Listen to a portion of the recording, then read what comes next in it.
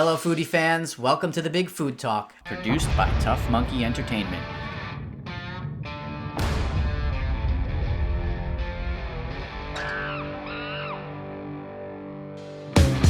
I'm your host, Sal Conca. This show supports restaurants, chefs, and food pioneers with your help. Head to bigfoodtalk.com to make your donation today, or check out our fun apparel line with proceeds going directly to participating restaurants.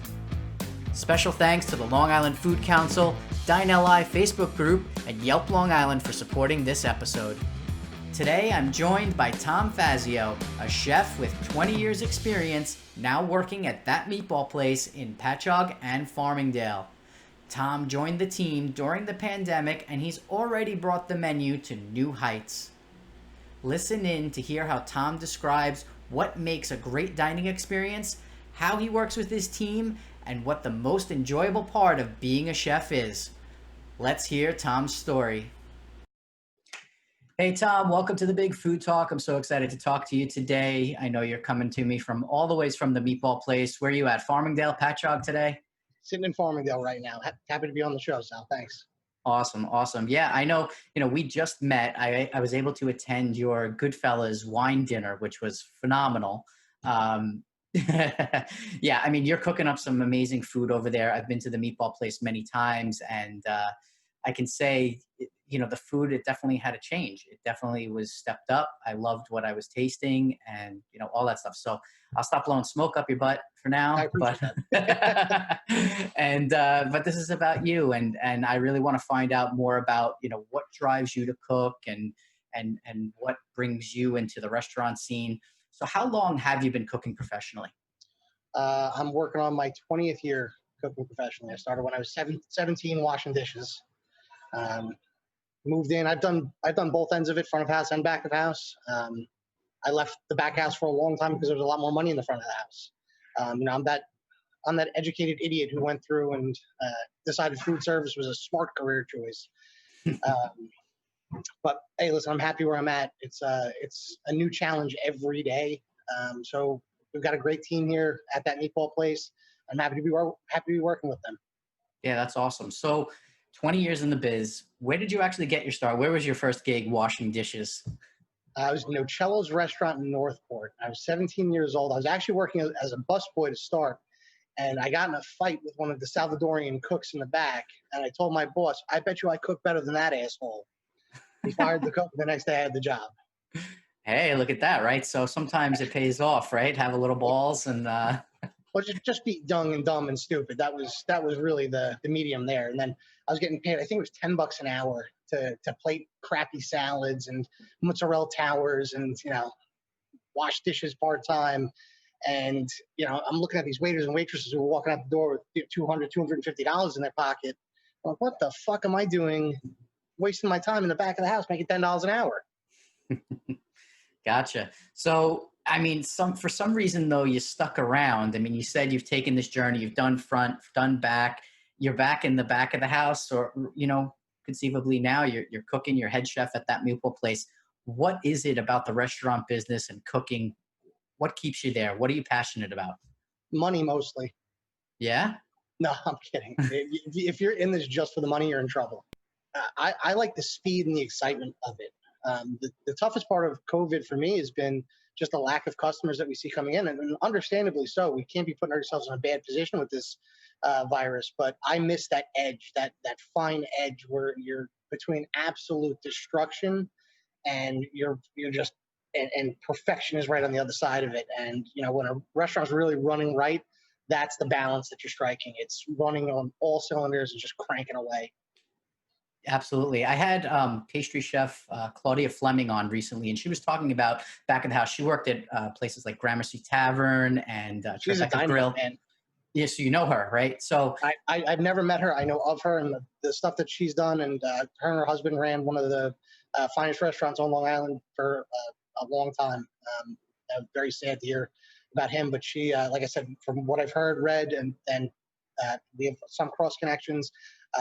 Yeah, just an absolute, like I said, dynamo. she is, and she was so sweet to talk to. But she talks about this back of the house because, for me, as a food enthusiast, a lover of food, right? I never really get to experience what that's like in the back of the house. All right, we watch Chef's Table, we watch Gordon Ramsay, we watch all this stuff, but it's really a team sport, right? I mean, you guys have to come together. So how do you orchestrate? How do you manage this back of the house team? How does it come together for you?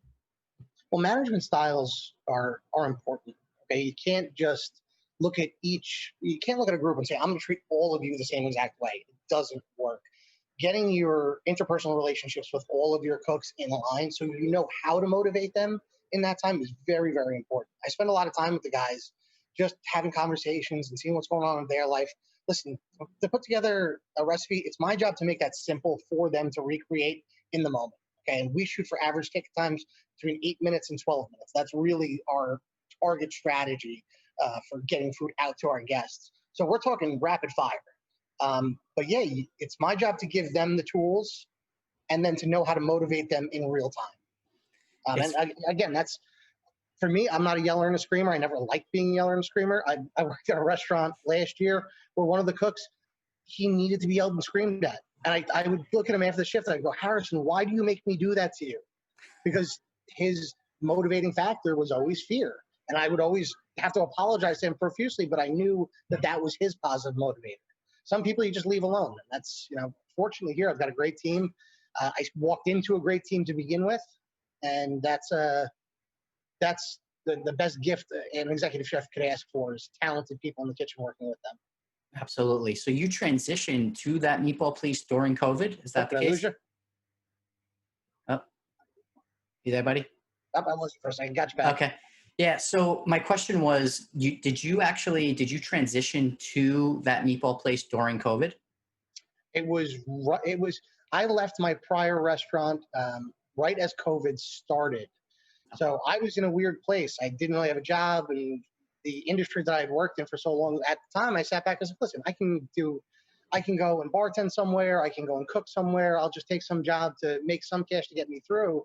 Then we had COVID-19, and I was one of the people that was depending on that government money coming in every week.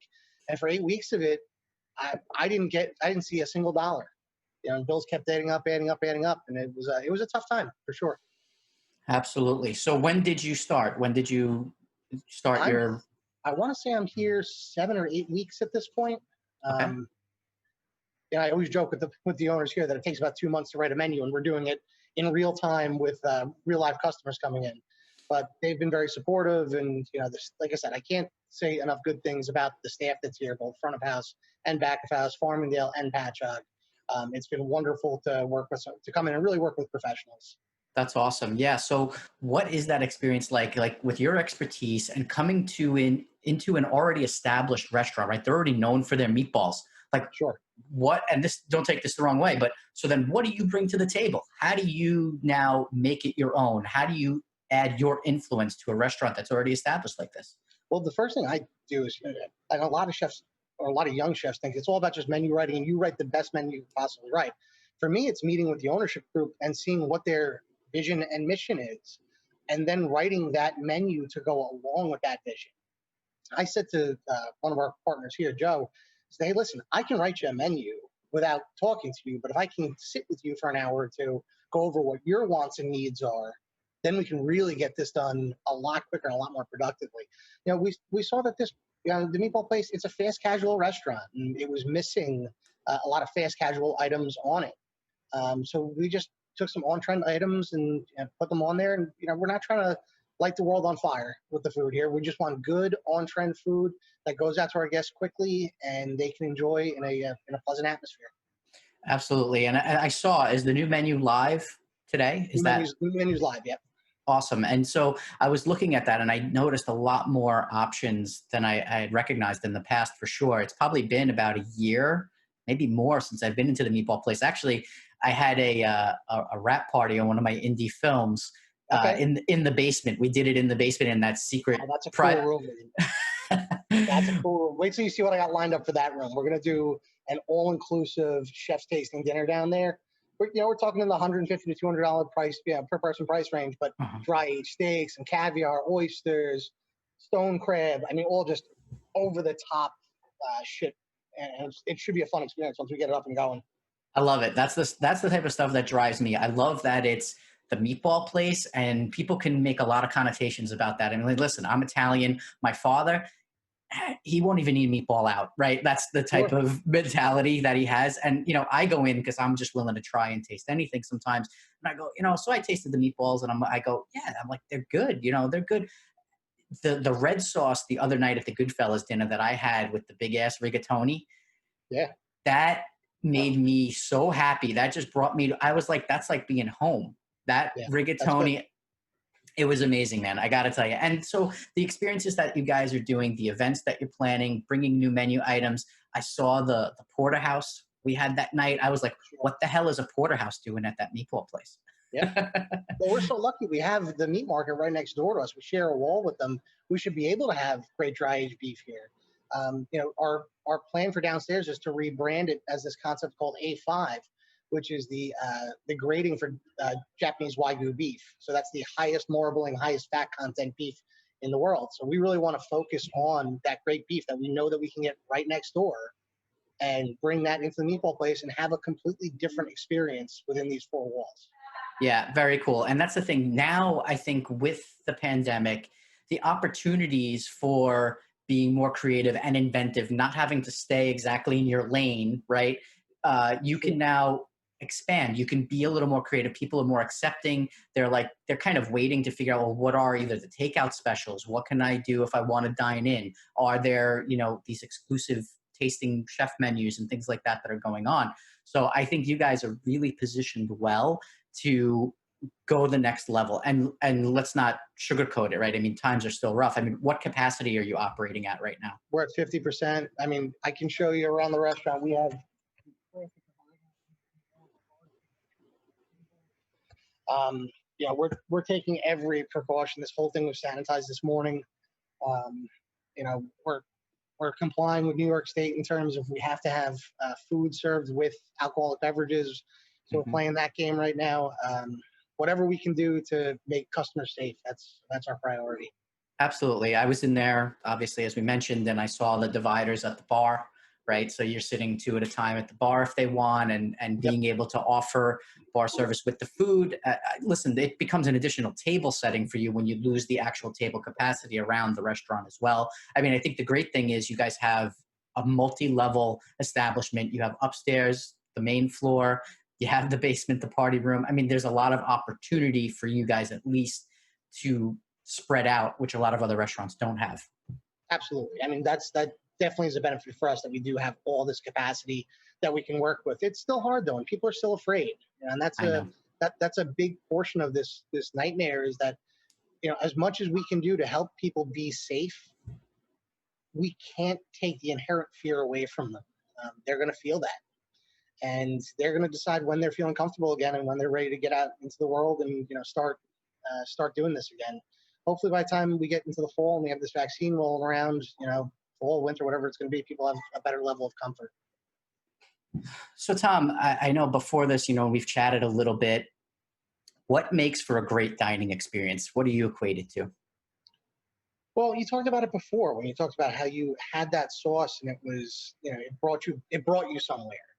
And for me, it's the emotion of the dining experience that matters. It's not one single thing. It's using every sense and every part of it to get you somewhere. I mentioned to you earlier that if you like the Who, the song "Eminence Front" for me reminds me of a perfect dining experience. Because you know the song, right? Yep, absolutely. I listened to it again before we got on just to understand, but go ahead. I'll let you explain it. So for me, it's a song that just you're constantly on the edge of your seat. Like it never collapses in on itself, and you ride this very fine edge all the way to that last drum kick. So to have that feeling, that emotion that's just riding you through your entire dining experience, that for me is perfection in dining. You never want it to be boring. You never want it to be old. You never want it to be repetitious. That's where people get in trouble, I think. And when we're putting out great dining experiences, we really want people to ride that ride with us.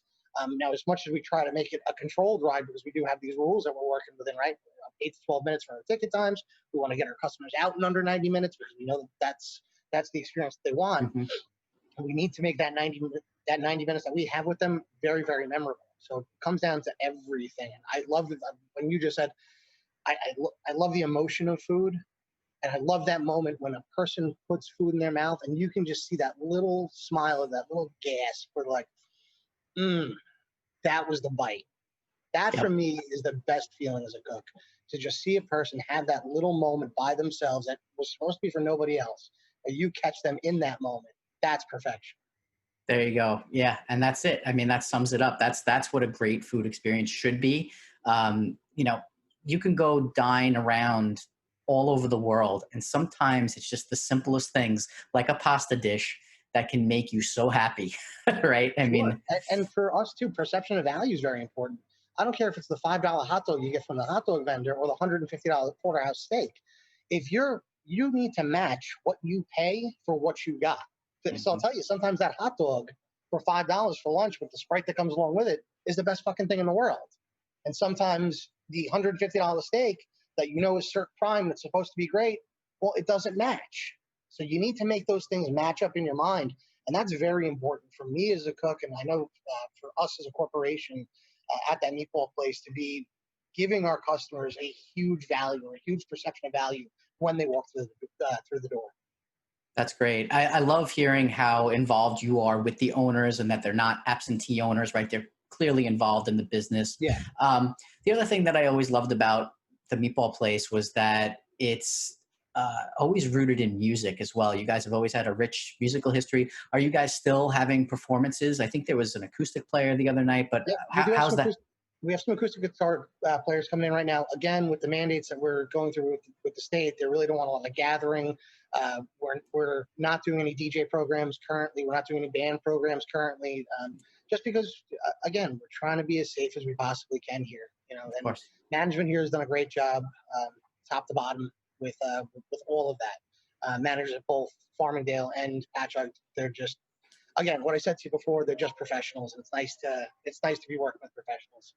Excellent. Well, Tom, this has been so informative. I think there's just a lot for people that can to learn about from hearing you talk about the restaurant and that meatball place and your experiences there. Is there anything else you'd like to share with everybody before we take off? No, just come down and try us out. You know, we want to take you for that ride. Okay, it's a whole different world for the meatball place now. I know the world's changed a lot, and we've changed a lot too. And we're looking forward for people to come down and enjoy a lot of it. Absolutely. Well, Tom, it's really been a pleasure. Everybody that's listening, go say hi to Tom. He's a friendly guy. He's an awesome chef, and you're going to love that meatball place. Tom, we'll talk to you soon. Thanks, Sal. Take care. Thanks for tuning in to The Big Food Talk, produced by Tough Monkey Entertainment. Subscribe on iTunes and wherever you listen to podcasts. Follow us on Instagram for behind-the-scenes takes, or watch complete episodes on YouTube. Don't forget to make a donation at bigfoodtalk.com.